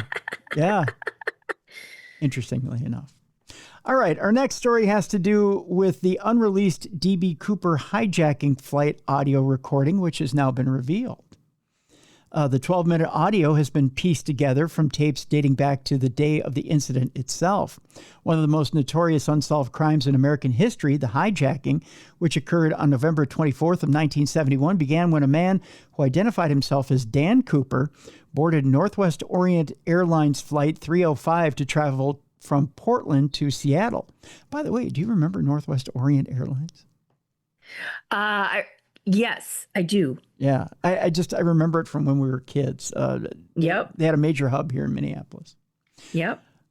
During the trip, Cooper called over one of the flight attendants and asked them to write out a note declaring that he had a bomb in his briefcase and that the plane was being hijacked. When the aircraft stopped at Tacoma International Airport, he allowed the passengers to leave in exchange for 4 parachutes and the sum of $200,000 in cash. After the plane had taken off again, Cooper strapped the bag of money to himself, put on one of the parachutes, and jumped out somewhere between Seattle and Reno. No trace of him was ever found. Now, though, long-lost tapes containing the actual audio recordings of the flight crew and air traffic controllers communicating at the time of the hijacking have been revealed to the public. The audio is from the time that the plane had landed at Tacoma and Cooper was still aboard at that time. The voices in the recording are mostly of Captain William Scott, co-pilot Bill Radajak, and Northwest Airlines Director of Flight Operations Paul Soderlund. It also mentions Al Lee, the chief pilot for Northwest Airlines in Seattle, who was tasked with fulfilling Cooper's ransom demands. The recording, which lasts around 12 minutes, offers a unique perspective on the events of that day. And I tell you what, I have the recording in the article of this in this article that I'm reading from. So what I'll do is I will post this in the description of this program so that you can go ahead and you can listen to the audio itself. It's quite intriguing. Because I know a lot of people think that the whole DB Cooper thing, I think we've seen it on enough programs. Enough discovery programs and enough things where we think, oh, you know what, this is totally just myth, or it's a legend, or this thing really didn't happen. And I think it happened so many years ago that we tend to think, this can't be real, right? It's just not real at all. And I think we tend to think, well, there's just no way that this was reality. So I'm gonna actually post this so that you can listen to it and actually know that this was a real event, right? And that this actually did take place. So that's that story there. Let's move on to our next one. My Bigfoot Life follows a UK teen's mission to find the elusive ape beast. A recently released documentary follows the adventures of 15-year-old Daniel Lee Barnett from Somerset, England. I know we've reported on this previously, but the teenager's passion for the mystery surrounding the possible existence of Bigfoot has become a focus of a major new documentary that was released a couple months ago. Daniel, who struggles with autism, traveled to the Quannock Hills in Washington and spent the better part of 2 years working with a film crew and a team of investigators to hunt down the creature. He went on to say, I had the pleasure of filming with some of the amazing researchers in the Bigfoot world, or some of the most amazing researchers in the Bigfoot world. It was a pleasure just to learn from them and have them as my mentors. Washington is known as the Bigfoot capital of the world, and the top number of sightings is in the Olympic National Park in Washington State, he went on to say. One of the more unexpected things about Daniel's experience making the film is how it helped him overcome his mental health struggles. At one point during the filming, he had to speak at a conference in front of thousands of people. I can't begin to explain what a difference it made to him, his grandfather said. To see him before with the struggles he was going through with social interactions, with schooling afterwards, the release you could see that he went through was just phenomenal. There's a trailer for the documentary, and I tell you what, I'll post that as well because I want you guys to kind of see the trailer for My Bigfoot Life. It's really fascinating what this young man's been through and how he's come out through the other side. So it's pretty cool. Our next story has to do with the remains of a gargantuan octopus that was discovered on a Scottish beach. And actually, there's a picture here, Mallie, of the tentacles of this big thing. Yeah. Yeah, isn't that fun? Yeah, gross. Yeah, kind of fun. You like calamari? No, I do not. You don't? You're not a big fan? Okay. Nope. Local wildlife officials were amazed when they received a report of a giant tentacle or tentacles washed up along the shoreline. The strangeness began when a member of the public came across what appeared to be remains of a huge octopus at Forvey National Nature Reserve in Aberdeenshire. The area, which covers over 2,400 acres of sand dunes and heath, is a popular refuge for wildlife. There were something we clearly hadn't seen before, with a large diameter and big suckers, far too big for the common curled octopus we see around the shore here, said Reserve Manager Catronia Reed. When marine biologists examined the tentacles, it was determined that they belong to one of the largest species of octopus on Earth, a deep-sea behemoth which grows up to 4 meters across. Such a discovery is particularly unusual along the coastline of Scotland. There are a deep water species usually found around 1,640 feet. It's a puzzle how it came to be here, said Reed. washed up by deep water currents, traveled up by fishermen. We probably will never know, she went on to say. But it's a fascinating find nonetheless, and yet again seems to illustrate how little we know about deep water creatures. It's kind of interesting that even something that deep can wash up on shore. Mm-hmm. Yeah. Do you like calamari? It's an acquired taste. I've had it before, but I won't order it off the menu very often. Right. Yeah. It's a texture thing for me. Yeah, it's very rubbery.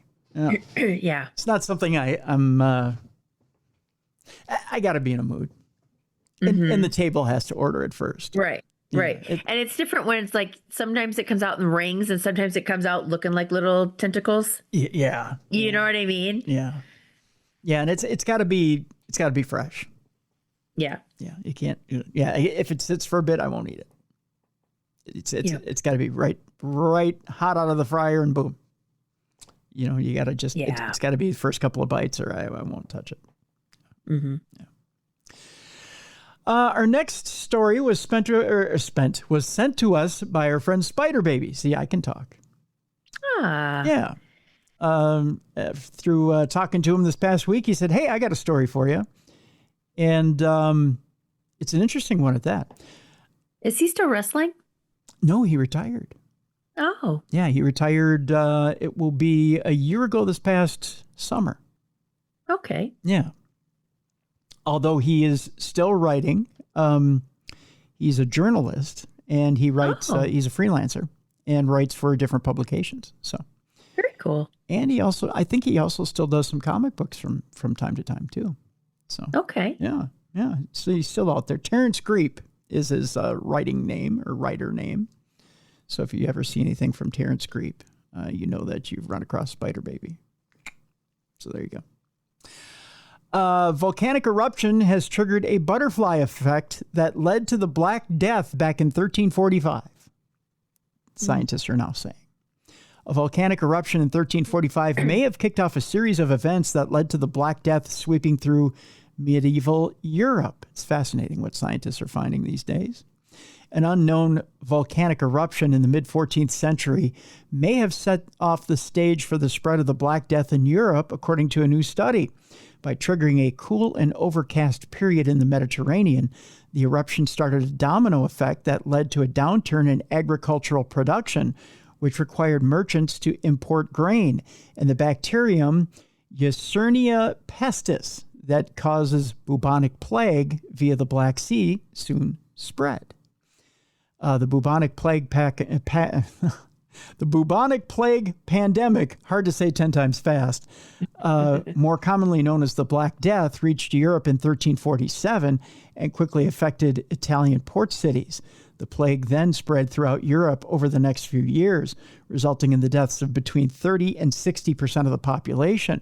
Martin Bausch, who's a historian with the Leibniz Institute for the History and Culture of Eastern Europe in Germany, told Live Science in an email that one very specific aspect of the plague pandemic intrigued him.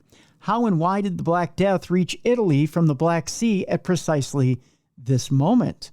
To answer this question, Bausch and Ulf Buntgen, a geographer at the University of Cambridge, investigated climate-driven changes in the Mediterranean that could explain the sudden appearance of the Black Death in 1347. Their research was published on Thursday, December 4th in the journal Communications, Earth and Environment. When combing through contemporaneous historical accounts, again, hard to say 10 times fast, the researchers noticed reports of reduced sunshine, increased cloudiness, and dark lunar eclipse, all independently reported by observers in parts of Asia and Europe between 1345 and 1349. All of these astronomical and weather phenomena could be attributed to a large-scale volcanic aerosol layer, which has been known to cause cold spells as the sulfate aerosols reflect sunlight back into space. Paleoclimate data gave the researchers a clue. High amounts of sulfur in polar ice cores suggested one or more eruptions of a previously unknown volcano around 1345. We cannot say very much about the volcanic eruption, Bausch said. From the ice cores, we know that the eruption must have taken place in the tropics. because sulfate was found in similar concentrations in the ice of both the North and South Poles. The researchers who looked at the tree ring data from around Europe and discovered that the summers of 1345, 46, and 47 were much colder than normal, while the autumns were much wetter, causing soil erosion and flooding. Historical records also confirmed that the changes in the environment had decreased the yield of a number of crops, including the grape harvest and grain production in Italy, requiring the merchants to begin importing products from the Black Sea to prevent famine. Therefore, you're bringing in grain and you're bringing in the Black Death. Yeah. So there you go. Upon return in the second half of 1347, the Italian trade fleets, however, not only brought grain back to the Mediterranean harbors, but they also carried, again, that plague bacterium, Yersinia pestis, most likely via fleas that were feeding on grain dust during their long journey, and there we get the plague. So I want to thank Spider Baby for that story. So that's how we got the Black Plague, and that's how all those people got sick, and we wiped out all those people. So from one pandemic to how do we get Stonehenge, and how do we form all those stones over in Europe? Acoustic levitation breakthrough uses sound to float multiple objects in midair. Austrian scientists are working to perfect acoustic levitation, and they've broken through a critical barrier using electrical charges, allowing them to lift several objects simultaneously while maintaining their separation. It's kind of an interesting little experiment. The researchers behind the breakthrough suggest that their new approach will offer researchers in microrobotics, material science, and other emerging fields that rely on creating dynamic structures from small building blocks an unprecedented capability of simultaneously manipulating several objects in midair without clumping them together. Scott, I believe this is Wykatis, is now an assistant professor at the Institute of Science and Technology, Austria, began evaluating acoustic levitation in 2013 when the technology was still in its nascent phases. While acoustic levitation was being used in acoustic holograms and volumetric displays, it was essentially geared toward applications, the professor explained in a statement detailing the ISTA team's work. He said, "I had the impression that the technique could be used for much more than fundamental purposes. A central limitation to expanding acoustic levitation beyond these applications is a phenomenon the team called acoustic collapse. Although individual particles can be levitated and manipulated in midair with sound, the ISTA team said that when researchers tried to levitate multiple particles simultaneously, they tend to snap together like magnets in midair. This acoustic collapse occurs because the sound scattering off the particles creates attractive forces between them," they explained. When hunting for solutions, sushi, which isn't what you get when you go to a Chinese or a Japanese market, a PhD student in the Wykatis group and the first author of the study said they initially tried to separate levitated particles individually so they would form into repetitive patterns. Originally, we were trying to find a way to separate levitated particles so that they would form crystals, she explained. With some additional work, the team developed a method to charge the individual particles. When the particles were levitated, the customized charges provided the team with the ability to arrange them into specific configurations. These unique acoustic levitations states included, let me try that again. These unique acoustic levitation states included systems where the particles were completely separated from one another, fully collapsed systems where they were all clumped together, and hybrid systems that included both separated and clumped particles.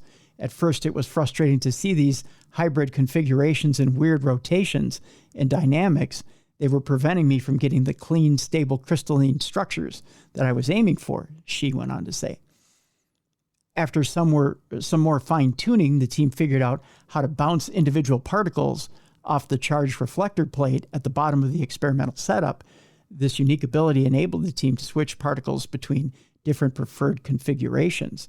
Now, by counteracting sound with electrostatic repulsion, we were able to keep the particles separated from one another, she went on to say. You can't study how individual particles interact when you can't keep them apart, said Widecatus. By introducing electrostatic repulsion, we can now maintain stable, well-separated structures, and this finally gives us a controllable platform to investigate these subtle, non-reciprocal effects. So basically, introduce a little bit of electricity into sound, and you can bounce these stones around, and that's how they formed Stonehenge. Okay. That's at least how they believe they formed Stonehenge, which is kind of an interesting little thing. So that's how we wrap up Supernatural News today. Now we need a little bit of a palate cleanser because we stretched our brains and we might have pulled something. All right. So you think you might have had a bad week this week, but I guarantee you it's not as bad as these two people. Okay.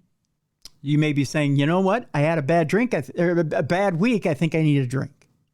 Okay. But not as much as this guy had to have to drink. See, I think I might have had a few drinks before the show. This New York man evidently needed a lot to drink, Mallie. Maybe too much to drink. This New York man is accused of buying $65,000 in liquor from a Pennsylvania store or stores with stolen credit cards. Oh. Yeah. This young man is only 26 years old, and he's from New York, and is accused of using stolen credit cards to buy more than $65,000 in liquor from stores across Pennsylvania. Eugene Antwi of Brooklyn was arrested in New York this week and was charged with identity theft, access device fraud, theft by deception, forgery, and other related offenses, according to a news release from the Pennsylvania Office of the Attorney General. He'll be arraigned in Pennsylvania, by the way. Authorities said the investigation found that Antwi used fake identities and stolen debit and credit cards to place more than 200 online orders, totaling more than $65,000. Now, here on the show, we occasionally like our cocktails, but right, $65,000 worth. Yeah. You might want to slow down a little bit. Yeah. The 26-year-old man allegedly picked up the orders at stores in 21 counties in Pennsylvania. So he went and got each one of them individually. The news release said Antwi ran the scam from August of 2023 to September of 2024. So yes, he did all this within a year. $65,000 worth of alcohol in a year, Mallie. The defendant went to great lengths to steal from unsuspecting Pennsylvanians and defraud the Liquor Control Board, which oversees legal purchases of alcohol in the Commonwealth. Our organized retail crime section is committed to collaborating with partners like the Pennsylvania State Police to combat theft and fraud and raise the prices of goods to hardworking Pennsylvanians, they went on to state. Evidently, they didn't do that good of a job because he got away with $65,000 worth of liquor. Yeah. Yeesh.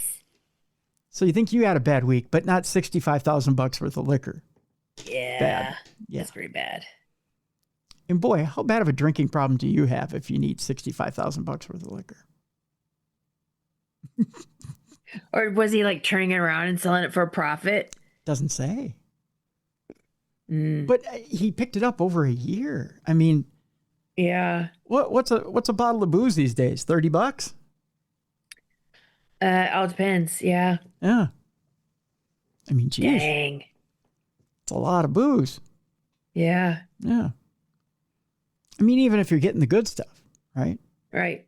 What, $100? Yeah. He had like a little basement bar action going on. I guess, right? Little poker playing on the weekends. Little top shelf action while you invite the friends over. Yep. Yeah.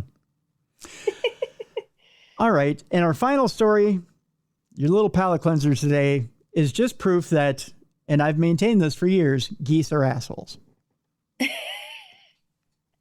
Have you ever had a run-in with a goose? Yes. At the park. Yes. There's a reason why they serve them on Christmas. Right? Stop. They're feisty little ones. They are. One 72-year-old woman will subscribe to this theory that geese are assholes. Okay. As she was attacked by geese at a local park and suffered a broken pelvis and internal bleeding as a result. Dang. Yeah, right? The quote is she was trapped on the ground and unable to move. This according to the elderly woman's son at the animal attack. A 72-year-old woman was hospitalized with serious injuries after she was attacked by geese at a local park in Texas. Lydia West was feeding ducks at a city lake park in Royce City, just innocently feeding the ducks. Just, here you go, ducky. There's a little something. Here's a little something for you, Mr. Ducky, right? Just being a nice little old lady, right? Okay. When the attack took place on December 1st, according to her son, David West, he told this to CNN affiliate WFAA. The incident caused the elderly woman, who regularly visits the park to feed the ducks, to fall to her feet and sustain multiple injuries. She was feeding, and this is according to her son. This is a quote now. She was feeding the little ducks and large geese came up to her and started attacking the food and she fell hard. Little assholes. I mean, he didn't say that. I did. Right. Right. David told WFAA, and she was trapped on the ground, unable to move. This is when those sons of bitches moved in for the kill. Right? A couple at the park spotted Lydia and came to her rescue by fighting all the geese and calling 911. Because at this point, you need weaponry, Mallie. You need weaponry. Yeah, apparently. She suffered several fractures in her pelvis and internal bleeding and was sent to a local trauma center for treatment after the incident. Now, according to her son, she's a very small stature. She has other health concerns as well, David told WFAA, adding, she has a very long road of physical therapy and learning how to be able to walk again. Oh. I think those asshole geese ought to end up on a platter for Christmas. Now, I'm very kind to animals, but that roving band of asshole gang geese got it coming to them. Just like. Plus, you know what? They're just like some humans in crosswalks, because it's like when you're waiting for them to cross the road so you can get going in your car, they take forever, just like some people. When you're like, seriously? Because they like slow their roll when you're like, I need to go, when they're in crosswalks. Because I know people have the right of way, but I swear some of them take their sweet damn time crossing the road. You know what I do? I blow my horn. At the people or at the geese? At the geese. Or at people too. Why not? You got to go moving. Yeah. You know, you got to get them moving, right? Now, a spokesperson for City Lake Park, who evidently is not in touch with reality, told WFAA that the area is considering posting signs to instruct visitors how to better share the space with wildlife. The woman was innocently feeding ducks. Yeah. They did not immediately respond to people's request for comment, probably because they're stupid. It was a shock that the geese could even become that territorial and could hurt somebody, David said of the animal attack on his mother.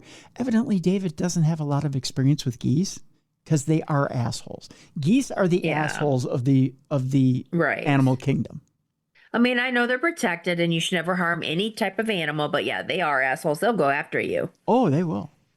My sister, when she was little, I mean, she was 5 years old. We were out in back of my grandparents' house, and they had a pond in back of their housing community, right? Mm-hmm. And of course, had ducks and geese, both ducks and geese, and we used to go out and feed the ducks. Well, the geese would come in and they try to first of all get the ducks out of there because they want the bread, right? Right. The second thing they do is anything that's smaller than them or the same height, they will go after. Well, my sister was the same height at the time because she's little. She's 4 or 5 years old. And if they think that you're anywhere near their babies, they attack. Mm-hmm. So the mama goose goes right for my sister Steph. And what do? I step in and go, make a move, you motherfucker. and I put my fist up, right? I wasn't going to punch the goose, but all you got to do is just make a move like you're going to attack it and it runs off. Mm-hmm. But this thing was going to go after my sister and take an eye. Again, geese are the asshole of the animal kingdom. And I know this. And at the time, I'm a teenager. Right. You know, you just know certain things. Now, there's no other animal in the animal kingdom that would do that. Deer, when they come up and feed, don't go after you if you're smaller. Right. They just go up to the bucket. Because my grandfather had a deer feeding stand, it's about a 3-foot box, right? Mm-hmm. Raccoons don't do that. They just eat. Chipmunks don't do that. They just eat. Squirrels don't do that. They just eat. Geese, they'll go after you. David now hopes the incident will serve as a warning to others engaging with wildlife in public spaces. Our main concern is being able to get a warning out here to the public, especially to the senior community. I think he didn't finish the sentence, that geese are assholes. Yeah. But,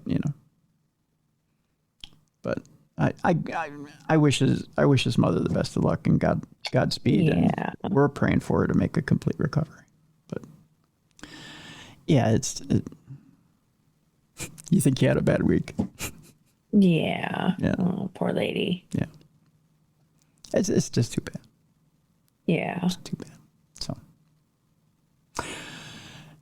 anywho, that's how we end the week. Mm-hmm. It could be worse. Things could be worse in your world. That is true. That is true. See? Could be worse. That's for sure. What's going on in your world, Mel? I mean, I take it you're not being attacked by geese. That is true. Yeah. And I'm not breaking any hips or anything, so we're all good there. Right.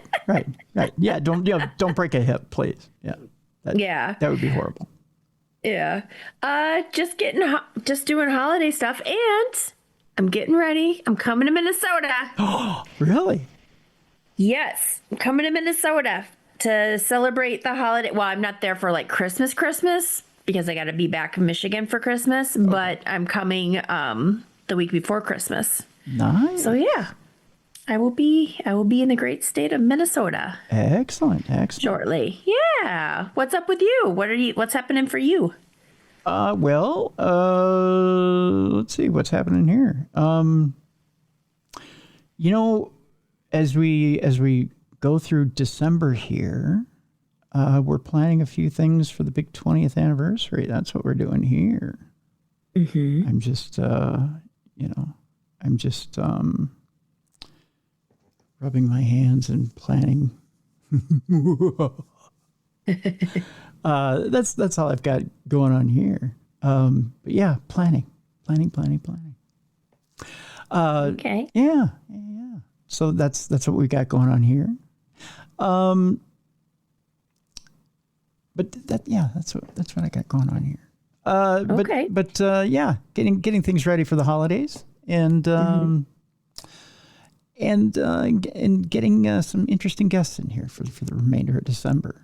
And you know what? We'll have some holiday programming, of course. You were mentioning holiday shows earlier. Mm-hmm. Much like with Thanksgiving, we'll have fresh shows for you for the holidays because I know not everybody celebrates the holidays with family. Sometimes you're on your own for the holidays. So your family here for Darkness Radio will have fresh shows for you for the holidays. So looking forward to it. Looking forward to having fresh shows for you for the holidays.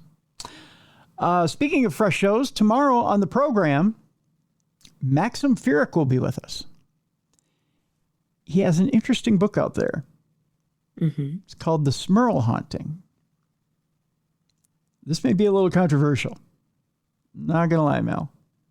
Wait, Smurls, like as in the house that was haunted? Smurl family? Yeah, it's called The Smurl Haunting when Ed and Lorraine came to town. Oh, because they just had that movie, right? Yeah. With the Smurls. Yeah. I just saw that. Yeah. Oh, okay. Yeah. I just watched that not too long ago. Yeah, so that's what we'll be talking to Maxim about. Maxim has a few other books out there as well, having to do with Sasquatch and paranormal investigators. So We'll dig into that tomorrow. Oh. Could get a little spicy tomorrow on the program. So, okay. Yeah. Interesting. It'll be Maxim's first time here on the program, on the big program. So always trying to stir it up a little bit here for you. Okay. Yeah. So that'll be tomorrow. And we got lots of good stuff coming down the pike here on the program here in December. So, but again, if you have a guest that you want to hear from, you can send it in to me, tim@darknessradio.com. So, yeah. And working on some big stuff for January as well. So cool. And believe it or not, I have a huge guest coming up for True Crime Tuesday. One that is going to shock you guys. And it may be coming up as soon as this coming Tuesday.